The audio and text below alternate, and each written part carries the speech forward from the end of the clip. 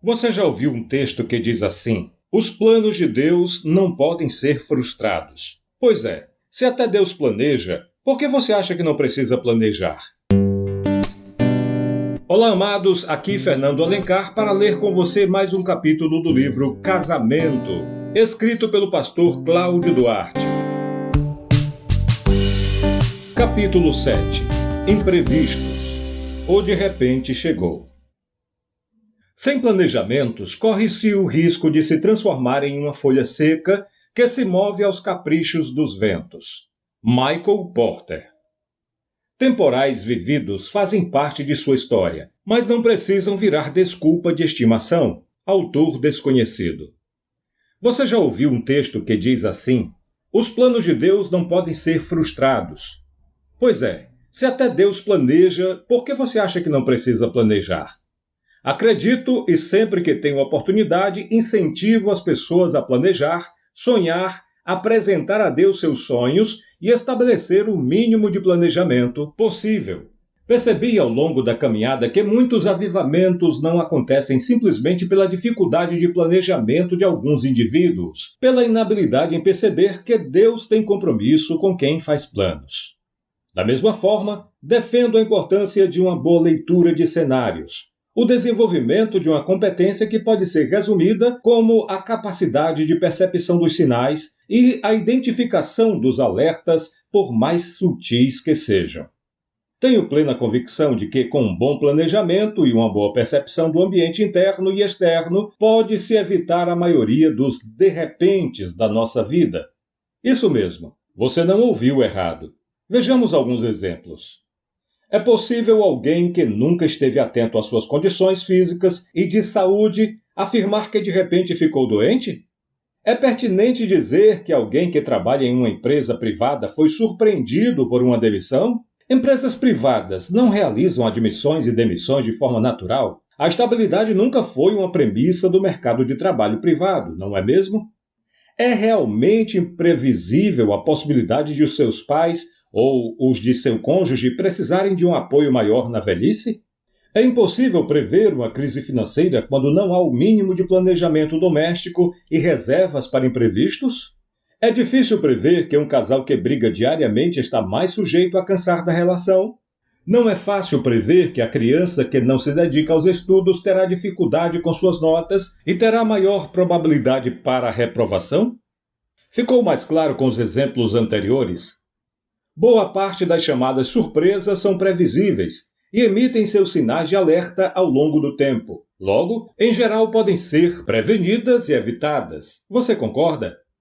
Entretanto, como toda regra, temos aqui também o que podemos chamar de exceção. Os chamados de repentes imprevisíveis, aqueles que nem nos melhores planejamentos teríamos condições de prever ou antecipar. O câncer, mesmo em meio a todos os cuidados tomados ao longo da vida, o acidente no trânsito que trouxe consigo uma deficiência física, uma catástrofe natural que destruiu seu patrimônio e etc. O desafio nestes casos é muito maior. Todavia, nunca impossível. No casamento não é diferente. Por mais atentos que possamos estar às questões relacionadas à qualidade de vida, não conseguiremos eliminar todas as hipóteses de uma possível doença. Por melhor que seja o planejamento financeiro que venhamos a fazer, não extinguimos a possibilidade de uma crise no meio do percurso. Por mais dedicados que sejamos à criação de nossos filhos, infelizmente, não estamos livres de vivenciar um possível problema nesta área. Enfim, não desenvolvemos uma espécie de imunidade ao chamado de repente. Isso traz consigo duas verdades. Primeira, não estamos liberados do velho e bom planejamento, nem da necessidade de atenção aos sinais emitidos ao nosso redor. Segunda, uma vez inseridos no de repente, previsível ou imprevisível, culpados ou não, somos responsáveis pela solução. A proposta é a superação. E é exatamente este segundo ponto que iremos tratar neste capítulo. Como lidar com os chamados de repentes no matrimônio, abdicando da alternativa do divórcio. Sabemos que muitas pessoas, uma vez inseridas em situações que revelam sua inabilidade em lidar com crises, não conseguindo enxergar uma saída, decidem eliminar o problema de suas vidas por qualquer preço e, se necessário, lançam mão da proposta do divórcio. O raciocínio é: se eu não consigo resolver, melhor eliminar o problema. E se para eliminar o problema eu preciso eliminar o suposto causador, assim o farei. Mas como já vimos em outros capítulos, o divórcio não é uma alternativa quando a proposta é uma vida alinhada à fé cristã. E se não temos esta opção, precisamos estar mais capacitados para gerenciar as chamadas tragédias, como alguns costumam chamar. Quero apresentar neste capítulo chaves e ferramentas indispensáveis para a condução correta destas situações. A proposta é provocar a sua reflexão acerca de sua capacidade de planejamento, percepção do entorno e, por fim, resolução de problemas. Cônjuges sem essas competências estão muito mais vulneráveis ao inesperado. Para facilitar o entendimento, que tal partirmos de um exemplo? Suponhamos o seguinte diálogo. Esposo: amor, acabei de ser demitido. Esposa: como assim? O que você fez? Esposo: o que eu fiz? Eu não fiz nada, apenas fui demitido. Esposa: ninguém é demitido à toa.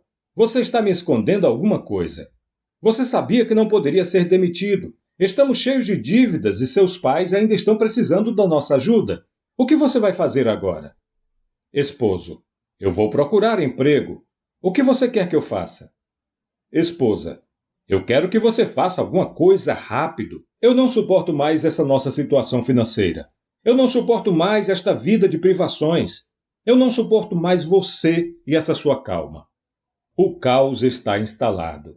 O problema está exposto e clamando por uma solução.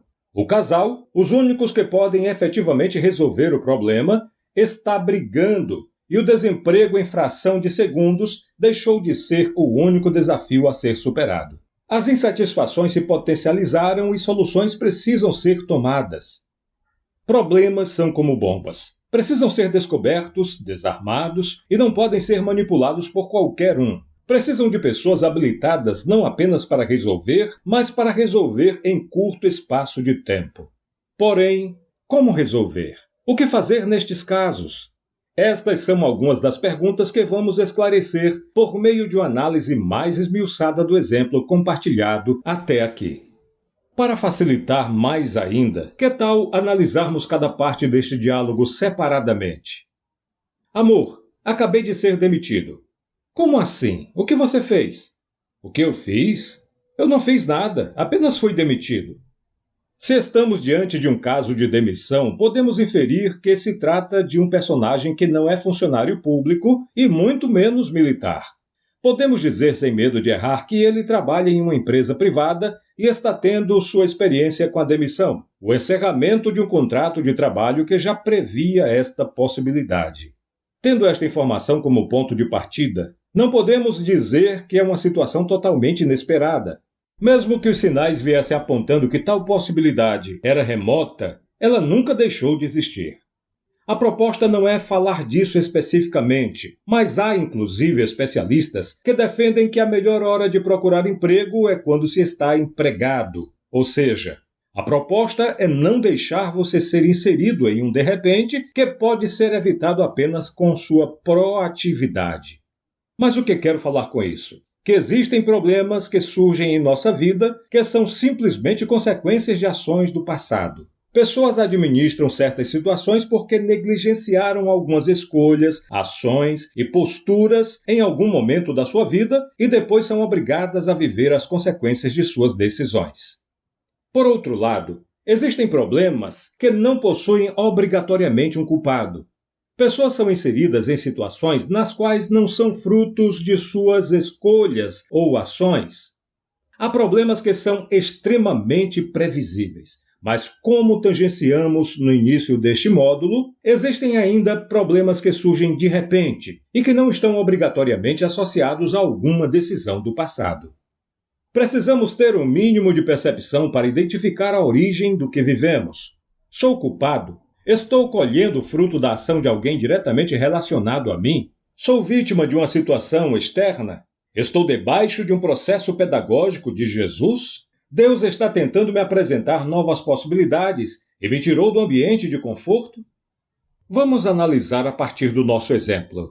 A demissão de alguém pode estar associada a algo de errado que esta pessoa fez ou vinha fazendo ao longo do tempo, e desta forma ter um culpado facilmente identificável. Todavia, esta demissão também pode ser fruto de um ambiente econômico externo, uma crise na empresa, uma perseguição de um líder e até mesmo uma reorganização corporativa, e por consequência, não temos um culpado tão facilmente identificado. Quando não dedicamos o mínimo de tempo possível para investigar a origem, corremos o risco de repetir o erro, carregar a culpa ou responsabilizar alguém indevidamente e, o que ainda é mais grave, desperdiçar um tempo valioso cuidando do que não nos levará efetivamente à solução de que precisamos. No entanto, é necessário entender que há tempo para todas as coisas. Eclesiastes 3. E quando uma bomba está armada, com certeza não é tempo de descobrir culpados. É hora de desarmá-la. Afinal, desperdiçar tempo neste momento pode ajudar a descobrir o causador do problema, mas não evitará a sua morte e de todas as outras pessoas que estarão ao alcance desta bomba quando ela explodir. O que você fez é uma pergunta desnecessária neste momento. Os esforços no primeiro instante devem ser direcionados para estabilizar o problema, estancar o sangue do paciente, eliminar o risco e conter a contaminação, ou seja, recuperar o controle da situação. Existem problemas onde não ter esta noção de gestão do tempo pode ser fatal. Não identificar o que é urgente pode canalizar a sua atenção para pormenores que comprometerão a sua missão como um todo. Mas você deve estar se perguntando, e que horas eu vou localizar a origem e o culpado? Se me permite uma sugestão, quando o problema estiver estabilizado ou resolvido. A informação da origem ou do possível culpado, na maioria das vezes, não resolve o problema, apenas evita a repetição. Em uma casa pegando fogo, o que é mais importante? Apagar o fogo ou descobrir o culpado? Uma peça de vidro quebra na cozinha e temos uma criança de 1 ano engatinhando no chão. O que é mais importante? Eliminar o perigo para a criança ou mobilizar todos os envolvidos para descobrir o culpado? Uma pessoa está se afogando e o que você faz primeiro? Descobre se a culpa foi dela ou busca o salvamento? O que seria mais importante no exemplo que trouxemos para nos ajudar a elucidar o assunto neste capítulo? Descobrir o culpado pela demissão ou concentrar esforços para arrumar uma solução? Enfim, pessoas bem preparadas para estas situações normalmente são aquelas que estão mais preocupadas com a solução do que com a identificação de culpados. São pessoas que possuem um senso apurado de prioridades e sua prioridade é resolver e não responsabilizar. O que eu fiz? Eu não fiz nada, apenas fui demitido. Ninguém é demitido à toa. Você deve estar me escondendo alguma coisa. Você sabia que não poderia ser demitido. É chegada a hora de falarmos de origens e culpados. Como falamos no parágrafo anterior, este casal escolheu o pior momento para buscar a resposta acerca do possível culpado, e o ideal era que só o fizesse quando o problema estivesse estabilizado ou resolvido. Mas queremos aproveitar o momento para ajustarmos alguns entendimentos importantes para a sua caminhada conjugal. Primeiro, da mesma forma que existem problemas em que devemos encontrar culpados, existem inúmeros outros em que precisamos identificar propulsores. Segundo, se para diversos problemas buscamos origens, incontáveis outros nos chamam para a identificação de propósitos. Vamos entender melhor? Comecemos então com as definições. Culpado é aquele que é responsável ou acusado de, por qualquer falta ou consequência desastrosa, seja por ação direta ou indireta, seja por omissão. Propulsores são aqueles que são usados de alguma forma para nos ajudar a decolar, sair da área de conforto que estamos inseridos e viver algo maior. Origem, neste caso, pode ser entendido como a causa raiz do problema, o que originou o que estamos vivendo. Propósito é a intenção, aquilo que deseja alcançar, finalidade ou intuito. Agora que temos as definições, perceba o seguinte: existem problemas que efetivamente possuem culpados, mas também existem problemas nos quais precisamos ter cuidado para não encarar aqueles que estão nos ajudando a crescer como um culpado indevidamente. Não é diferente quando nos propomos a falar de origem ou propósito. Existem situações em que precisamos nos perguntar como tudo começou. Origem. Todavia, existem ocasiões em que o importante é entender o porquê começou. Propósito. Está complicado? Veja alguns exemplos. Fulano fumou por mais de 20 anos e agora está vivendo um câncer de pulmão. Um claro exemplo onde não precisamos fazer muito esforço para localizar a origem do problema, o vício, e o culpado do mesmo, o viciado. O pai de fulano o colocou para fora de casa aos 25 anos, depois de concluir a faculdade. Uma situação totalmente diferente do primeiro exemplo. Possivelmente estamos diante de um propulsor, o pai, e um propósito, dar responsabilidade, ajudar seu filho a amadurecer. Conseguiu compreender? Analisemos agora alguns exemplos bíblicos. Os irmãos de José foram culpados por vendê-lo como escravos ou impulsionadores de um propósito maior do qual eles nem sabiam. Jó foi culpado por tudo que viveu ou estava inserido em um propósito de mudança de nível? Meus ouvidos já tinham ouvido a teu respeito, mas agora os meus olhos te viram. Jó 42, 5. Ficou mais claro? O objetivo é impulsionar você para uma mudança de mentalidade. É um convite a encarar as situações de forma mais amplificada e não se restringir apenas a buscar culpados para seus problemas. Que tal exercitar de agora em diante? Faça esse investimento em você. Você estará muito mais preparado emocionalmente, espiritualmente e fisicamente para resolver seus conflitos com esta simples mudança de mentalidade. É hora de parar de culpar quem quer ajudá-lo a se levantar. Da mesma forma, é hora de parar de questionar onde começou o problema e dedicar seu tempo na identificação do propósito. É a partir desta mudança de mentalidade que desempregos se transformam em oportunidades que ainda não haviam sido percebidas. Mudanças de ambiente revelam novas oportunidades e crises levam a soluções nunca antes imaginadas. O que você quer que eu faça? Eu quero que você faça alguma coisa rápido. Pela primeira vez no diálogo, estamos diante de uma proposta de busca por solução, mesmo que ainda de forma unilateral e com uma pressão desnecessária. Mas finalmente temos a oportunidade de falar sobre o que efetivamente muda a vida das pessoas. A habilidade, ou inabilidade, de se posicionar de forma assertiva em busca de soluções. É imbuído deste propósito que quero apresentar algumas chaves fundamentais para casais que querem resolver efetivamente seus problemas.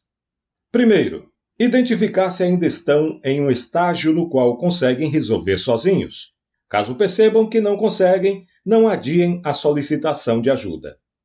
Segundo, identificar os impactos externos causados, principalmente nos filhos. O problema precisa ser resolvido com todos os envolvidos, caso contrário, ele pode explodir em algum momento. Terceiro, adotar medidas sustentáveis. É hora de recorrer ao mínimo produto viável. Soluções extraordinárias, porém não sustentáveis, só aumentam a frustração. Quarto, estabelecer a prática de avaliação dos resultados. Se os resultados não são os esperados, vocês precisam lançar mão de outras estratégias o mais rápido possível. Procrastinar pode ser fatal. Quinto, não deixar de celebrar todas as conquistas. Por menores que possam parecer, elas são vitórias. Sexto, a prioridade do olhar. Enquanto uns focam nas limitações, outros estão atentos às possibilidades. Enquanto uns justificam que não levam suas esposas a um restaurante por falta de dinheiro, outros, na ausência do mesmo recurso, levam café na cama com o pouco que possuem. Como disse Isaac Newton, construímos muros demais e pontes de menos. Sétimo, o modelo mental. Alguns trabalham com a justificação, outros escolhem a inovação. Alguns dizem que não conversam mais porque não adianta. Outros avaliam uma forma diferente de falar para alcançar seu objetivo. Justificam não comprar mais presente para seu cônjuge porque nunca conseguem acertar, enquanto também há aquele que lança a mão de outras estratégias para descobrir o gosto de seu cônjuge e ser mais assertivo na próxima tentativa. 8º. A postura adotada. Uns assumem a postura de derrotados. Em contrapartida, outros assumem o perfil de lutador. Uns dizem que já tentaram de tudo e desistem. Outros dizem que ainda não conseguiram, mas ainda não desistiram. Uns se declaram derrotados, outros trabalham com perseverança, obstinação, não desistem e não recuam diante dos obstáculos. Eu não suporto mais esta nossa situação financeira. Eu não suporto mais esta vida de privações. Eu não suporto mais você e esta sua calma. É extremamente comum situações de crise revelarem problemas encobertos. É muito mais frequente do que a maioria pode imaginar casais começarem a discutir por um assunto e enveredarem em uma discussão infinita de outros problemas não resolvidos. Veja este exemplo. Você vai deixar sua mãe falar assim comigo? Você está me responsabilizando por isso? Foi você que deu margem para isso acontecer. Lembra daquele dia que você falou com fulano e eu comentei que você não estava estabelecendo limites? Agora a culpa é minha. E você que não faz nada para ajudar em casa? Tudo nas minhas costas e depois quer que eu tenha equilíbrio? Mas o que isso tem a ver com a nossa conversa? Você quer falar do passado? E você lembra que quando a gente namorava... Percebeu? Quando negligenciamos a resolução de problemas, nos expomos à possibilidade de atração de novos problemas e, por consequência, tornar insustentável o convívio simplesmente por omissão. Você percebeu que o casal já estava vivendo uma crise financeira? Não é pertinente pensar que há uma grave falha de gestão financeira neste lar? Pois é, o desemprego foi a gota d'água em um copo que já estava totalmente cheio de problemas não resolvidos e agora transformou-se em uma excelente desculpa para o possível divórcio. Mas nós precisamos lembrar, desculpas, por melhores que sejam, não são capazes de mudar a sua realidade. Problemas não podem ser procrastinados, exigem soluções duras e comprometimento com as medidas pactuadas. Casais que adiam a solução de seus problemas abrem oportunidade para um abismo chamar outro abismo. Salmo 42, 7. Mesmo sem perceber, deixam seus relacionamentos vulneráveis. Por isso, dedicamos um capítulo para falar de resíduos, sobre a importância de estarmos atentos ao acúmulo de lixo das nossas relações e a responsabilidade que precisamos assumir na gestão destes resíduos. Enfim, antes de finalizarmos mais um capítulo, deixo a seguir algumas frases e versículos comentados com o propósito de oferecer ferramentas suficientes para a superação dos de repentes da sua vida. Eclesiastes 9:11. Voltei-me e vi debaixo do sol que não é dos ligeiros a carreira, nem dos fortes a batalha, nem tampouco dos sábios o pão, nem tampouco dos entendidos o favor, mas que o tempo e a oportunidade ocorrem a todos. A palavra oportunidade em outras traduções também é apresentada como acaso e até mesmo imprevisto. Talvez este seja o melhor texto bíblico para nos alertar de que estamos todos igualmente sujeitos aos imprevistos da vida. Assim como vimos ao longo do capítulo, não desenvolvemos nenhuma espécie de imunidade, mas somos convidados a desenvolver um nível de sabedoria que nos habilite para a superação dessas ditas surpresas. Se avançarmos na leitura do mesmo capítulo de Eclesiastes, veremos o autor nos apresentar a sabedoria como a melhor das armas em uma guerra. Isso só reforça o que tratamos ao longo deste módulo. Não é o que você sabe que mudará a sua realidade. Todavia, o que você faz com seu conhecimento em momentos de crise. A habilidade em transformar conhecimento em atitude, nós podemos chamar de sabedoria. As ferramentas apresentadas neste capítulo, por melhores que sejam, precisam ser utilizadas dentro da premissa da sabedoria e como quem teme a Deus, evitando os extremos. Eclesiastes 7:18.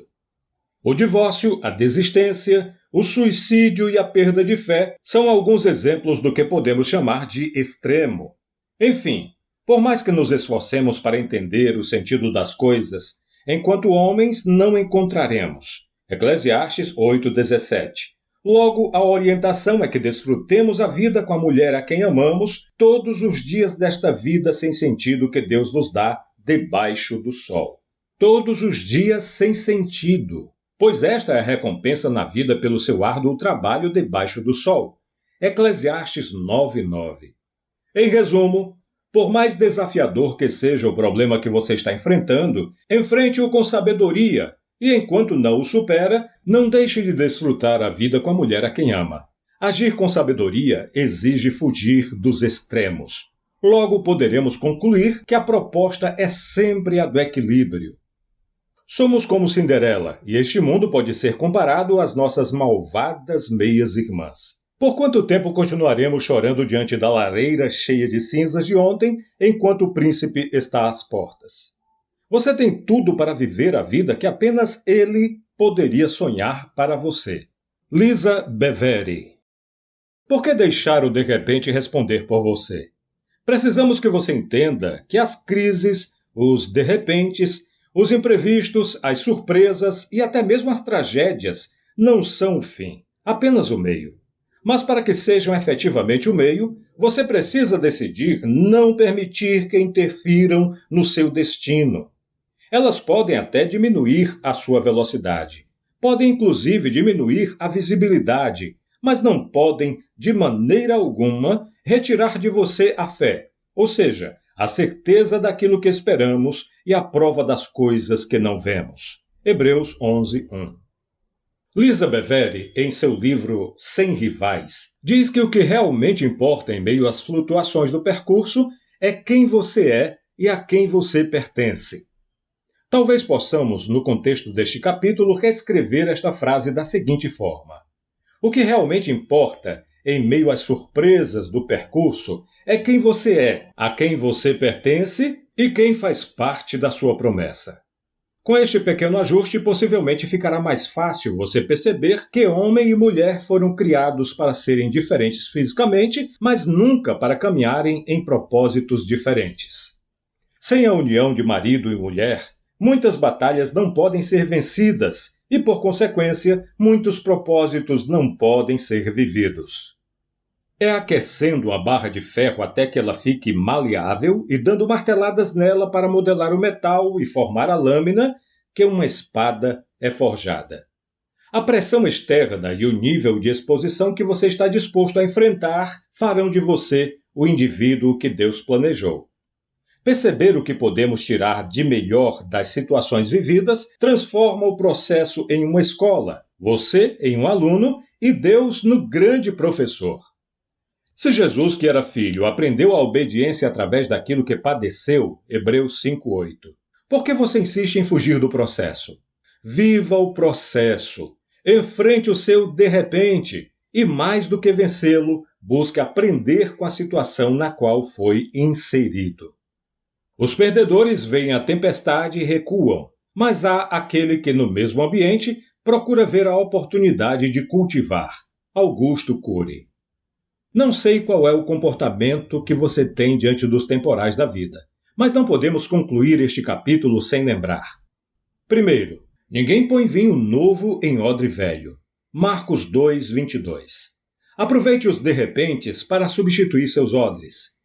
O choro pode durar uma noite, mas a alegria virá pela manhã e precisará de um novo odre para repousar. Reveja os seus modelos mentais, reavalie as suas crenças. Dedique algum tempo para avaliar as suas posturas, ajuste os comportamentos necessários, enfim, saia deste de repente melhor do que você era quando ele começou. Segundo, não vos inquieteis, pois, pelo dia de amanhã, porque o dia de amanhã cuidará de si mesmo. Basta a cada dia o seu mal. Mateus 6:34. O medo, a indecisão, os questionamentos e as dúvidas geram um estado mental que nos impede de receber de Deus pela fé nossas respostas e direção. Por mais desafiadora que seja a situação, você continua, ou pelo menos deveria continuar, sendo o gestor de suas emoções. Todo de repente traz consigo algumas necessidades. Toda necessidade exerce sobre nós um tipo de pressão. Toda pressão desafia nossas estruturas, físicas, mentais e espirituais. Este desafio pode se revelar como uma fonte ou um furto de energia, e isso impacta diretamente a sua conduta. A forma como você lida com este processo será determinante no resultado final. Navegar é preciso. Enfrentar a tempestade é necessário. Todavia, saber em que estado vamos chegar do outro lado é indispensável. Quero aproveitar a oportunidade para lembrar que ao longo da vida somos submetidos a testes que possuem o propósito de nos impulsionar em direção à maturidade, o crescimento em graça, sabedoria e estatura. A forma como reagimos ou respondemos a tudo isso é o que definirá nosso tamanho final. Em outras palavras, a forma como você reage a todos os derrepentes da sua vida definirá o tamanho que você alcançará no final do processo. Quem quer ser grande precisa entender sua autorresponsabilidade diante daquilo que Deus colocou ou permitiu que fosse colocado diante de você. Ufa! Terminamos este capítulo cheio de confrontos e desafios, mas também cheio de sabedoria para melhorar a forma como você e seu cônjuge enfrentam os problemas juntos. Um lar que permanece em paz, mesmo em meio às circunstâncias mais difíceis, é um lar saudável que faz a diferença na vida dos indivíduos que nele habitam. Meu maior desejo é que esse conteúdo ajude você a construir esse tipo de lar. Um lugar seguro onde a presença e a paz do Senhor trazem refúgio em meio à tempestade. E falando sobre paz, como está o seu coração em relação ao futuro? Está sintonizado com o do seu cônjuge? É o que iremos ver no próximo capítulo. Vamos lá?